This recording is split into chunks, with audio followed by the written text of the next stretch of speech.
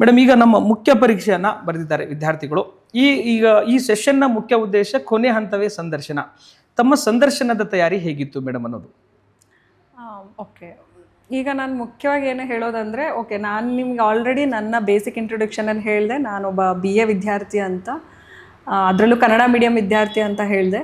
ಈಗ ನೀವು ಇಷ್ಟು ದಿನ ನೀವು BA ವಿದ್ಯಾರ್ಥಿನ, ಮೆಡಿಕಲ್, IITನ, IIM ಗ್ರ್ಯಾಜುಯೇಟಾಗಿ ಗೊತ್ತಾಗಲ್ಲ. ಇಲ್ಲಿ ಇಂಟರ್ವ್ಯೂಗೆ ಬರ್ತಿರಲ್ಲ, ಈಗ ನೀವು ಹೇಗೆ ನಿಮ್ಮನ್ನು ನೀವು ರೆಪ್ರೆಸೆಂಟ್ ಮಾಡ್ಕೋಬೇಕು ಅಂದರೆ, ನೀವು ಇವರೆಲ್ಲರ ಜೊತೆ ಕಾಂಪಿಟೇಷನ್ಸ್ ಮಾಡಬೇಕು.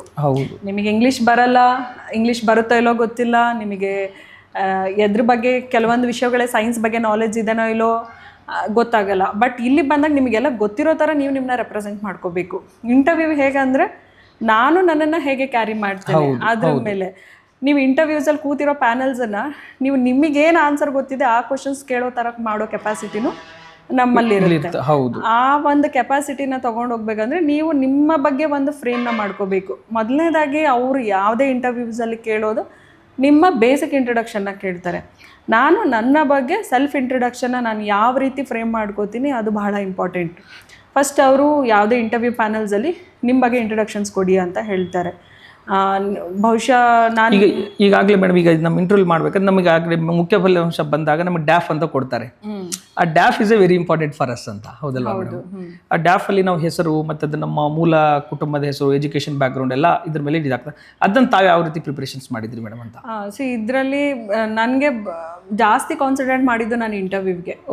ಯಾಕೆ ಅಂದರೆ ಇಲ್ಲಿ ನಾವು ಹೇಗೆ ರೆಪ್ರೆಸೆಂಟ್ ಮಾಡ್ತೀವಿ ಅನ್ನೋದು ಇಂಪಾರ್ಟೆಂಟು. ನಮ್ಮ ಹಾಬೀಸ್ ಏನಿದೆ ಇಂಪಾರ್ಟೆಂಟು, ನನ್ನ ಫಾದರ್ನ ನಮ್ಮ ಫ್ಯಾಮಿಲಿ ಬ್ಯಾಕ್ಗ್ರೌಂಡ್ ಇಂಪಾರ್ಟೆಂಟು, ನಮ್ಮ ಫಾದರ್ ಆಕ್ಯುಪೇಷನ್ಸ್ ಇಂಪಾರ್ಟೆಂಟ್ ಆಗುತ್ತೆ. ಆಮೇಲೆ ಸ್ಕೂಲ್ಸಲ್ಲಿ ನಾವು ಯಾವ ರೀತಿ ಆ್ಯಕ್ಟಿವಿಟೀಸ್ ಮಾಡಿದ್ವಿ, ನಾವು ಹಾಬೀಸಲ್ಲಿ ನಾವು ಹಾಕೊಂಡ್ಬಿಡ್ತೀವಿ. ನನಗೆ ಈ ಎಕ್ಸಾಂಪಲ್ ಸ್ಪೋರ್ಟ್ಸ್ ಆ್ಯಕ್ಟಿವಿಟೀಸ್ ಇದೆ, ಅಥವಾ ಯೋಗ ಆ್ಯಕ್ಟಿವಿಟೀಸ್ ಇದೆ, ಅಥವಾ ಭರತನಾಟ್ಯಂ ಮಾಡ್ತೇನೆ, ಸಂಗೀತ, ಕ್ಲಾಸಿಕಲ್ ಸಂಗೀತ, ಸಿಂಗರು, ಆ ಥರ ನಾವು ಯಾವ್ದು ಹಾಕೋತೀವಿ ಆ ಬೇಸಿಸ್ ಮೇಲೆ ಕ್ವಶನ್ಸ್ ಫ್ರೇಮ್ ಆಗುತ್ತೆ. ಸೊ ಹಾಗಾಗಿ ನಾವು ಯಾವ ರೀತಿ ರೆಪ್ರೆಸೆಂಟ್ ಮಾಡ್ತೀವಿ ಅದನ್ನು ನೋಡ್ಕೋಬೇಕು. ಅದಕ್ಕಿಂತ ಮುಖ್ಯವಾಗಿ ನಮ್ಮ ಜಿಲ್ಲೆ ಬಗ್ಗೆ ಗೊತ್ತಿರಬೇಕು. ನಾನು ಕ್ಲಿಯರ್ ಆದಾಗ ಬಳ್ಳಾರಿ ಜಿಲ್ಲೆಯಲ್ಲಿ ನಮ್ಮ ಹೊಸಪೇಟೆ ಇತ್ತು, ವಿಜಯನಗರ ಈಗ ಹೊಸದಾಗಿ ಜಿಲ್ಲೆ ಆಗಿದೆ. ಸೊ ಬಳ್ಳಾರಿ ಜಿಲ್ಲೆ ಬಗ್ಗೆ ಕಾನ್ಸಂಟ್ರೇಟ್ ಮಾಡ್ತೇವೆ. ಬಳ್ಳಾರಿಯಲ್ಲಿ ಯಾವ ಕೃಷಿಯನ್ನ ಫೇಮಸ್ ಇದೆ, ಮೈನ್ಸ್ ಆಕ್ಟಿವಿಟೀಸ್ ಇತ್ತು ಆಗೆಲ್ಲ ನಾವು ಇಂಟರ್ವ್ಯೂ ಕೊಡುವಾಗ. ಅದ್ರ ಬಗ್ಗೆ ನಮಗೆ ಮೇಜರ್ ಆಗಿ ಕ್ವಶನ್ಸ್ನ ಕೇಳ್ತಾರೆ. ಅದಾದ್ಮೇಲೆ ಹಾಬೀಸ್, ನಾವು ಸ್ಪೋರ್ಟ್ಸ್ ಆ್ಯಕ್ಟಿವಿಟೀಸ್ನ ಯಾವುದೇ ಹಾಬೀಸ್ ಹಾಕ್ಕೊಂಡಾಗ, ನೀವು ಕ್ರಿಕೆಟು, ಕಬಡ್ಡಿನೋ ಯಾವುದೇ ಹಾಕೊಂಡಾಗ ಕರ್ನಾಟಕದ ಫೇಮಸ್ ಇಬ್ಬರು ಕಬಡ್ಡಿ ಪ್ಲೇಯರ್ಸ್ ಹೇಳಿ, ಖೋಖೋ ಪ್ಲೇಯರ್ಸ್ ಹೇಳಿ ಅಂತ ಕೇಳ್ತಾರೆ. ಅದನ್ನು ನಮಗೆ ಗೊತ್ತಿಲ್ಲ ಒಬ್ಬ ಕಬಡ್ಡಿ ಪ್ಲೇಯರ್ಸ್ ಆಗಿ ಅಂತಂದ್ರೆ ಇಂಟರ್ವ್ಯೂಸ್ ಥಿಂಕ್ ಮಾಡ್ತಾರೆ ಇವ್ರಿಗೆ ಏನು ಬೇಸಿಕ್ ನಾಲೆಜ್ ಇಲ್ಲ ಅಂತ. ಸೊ ಹಾಗಾಗಿ ನಿಮಗೆ ಯಾವ್ದು ಗೊತ್ತಿದೆ, ಇವಾಗ ಹಾಬೀಸ್ ಇದ್ರೆ ಓಕೆ. ಇವಾಗ ಸಡನ್ ಆಗಿ ಹಾಬೀಸ್ನ ನೀವು ಯಾವುದು ಕೂಡ ಕ್ರಿಯೇಟ್ ಮಾಡ್ಲಿಕ್ಕೆ ಆಗೋದಿಲ್ಲ.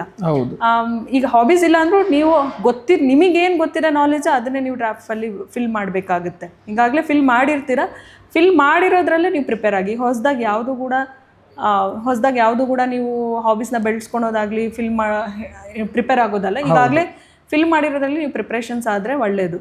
ಅದಾದಮೇಲೆ ನಿಮ್ಮ ಫಾದರ್ ಆಕ್ಯುಪೇಷನ್ಸ್, ಫಾರ್ ಎಕ್ಸಾಂಪಲ್ ನಿಮ್ಮ ಫಾದರ್ ರೈತರು ಅಂತಂದರೆ ನಿಮ್ಮ ಜಮೀನು ಎಷ್ಟಿದೆ, ನಿಮ್ಮ ಯಾವುದು ಬೆಳೆ ಬೆಳಿತೀರಾ, ಆ ಬೆಳೆಗೆ ಮಾರ್ಕೆಟಲ್ಲಿ ಎಷ್ಟು ವ್ಯಾಲ್ಯೂ ಇದೆ, ಯಾವುದು APMC ಥ್ರೂ ಹೋಗ್ತೀರಾ, ದಲ್ಲಾಳಿ ಥ್ರೂ ಹೋಗ್ತೀರಾ, ಅದನ್ನೆಲ್ಲ ಕೇಳ್ತಾರೆ. ಸೊ ಬೇಸಿಕಲ್ಲಿ ರೈತರ ಬ್ಯಾಕ್ಗ್ರೌಂಡ್ ಅಂದಾಗ ಇದನ್ನೆಲ್ಲ ಕೇಳ್ಕೊಂಡು ಹೋಗ್ಬಿಡ್ತಾರೆ. ಫಾರ್ ಎಕ್ಸಾಂಪಲ್ ನನ್ನ ಫಾದರ್ ಕೂಲಿ ಇದ್ದಾರೆ ಅಂತ ಅನ್ಕೊಳ್ಳಿ, ಹೇಗೆ ವಲಸೆ ಹೇಗೆ ಸ್ಟಾರ್ಟ್ ಆಗುತ್ತೆ, ಆ ವಲಸೆಯಿಂದ ಎಲ್ಲೆಲ್ಲಿ ಕೂಲಿ ಮಾಡ್ತಾರೆ, ಆಮೇಲೆ ಇನ್ ಕೇಸ್ ಆ ಕೂಲಿ ಈಸ್ ಎಫೆಕ್ಟಿಂಗ್ ಫಾರ್ ದ ವಲಸೆ, ಈ ಥರ ಕ್ವಶನು ಜಾಯಿಂಟ್ ಆಗಿ ಲಿಂಕ್ ಆಗಿ ಫ್ರೇಮ್ ಆಗ್ತಾ ಹೋಗುತ್ತೆ. ಸೊ ಅದ್ರ ಬಗ್ಗೆ ನಾವು ಮೇನ್ಲಿ ಕಾನ್ಸಂಟ್ರೇಟ್ ಮಾಡಬೇಕು ಅಂತ ನಾನು ಹೇಳ್ತೇನೆ.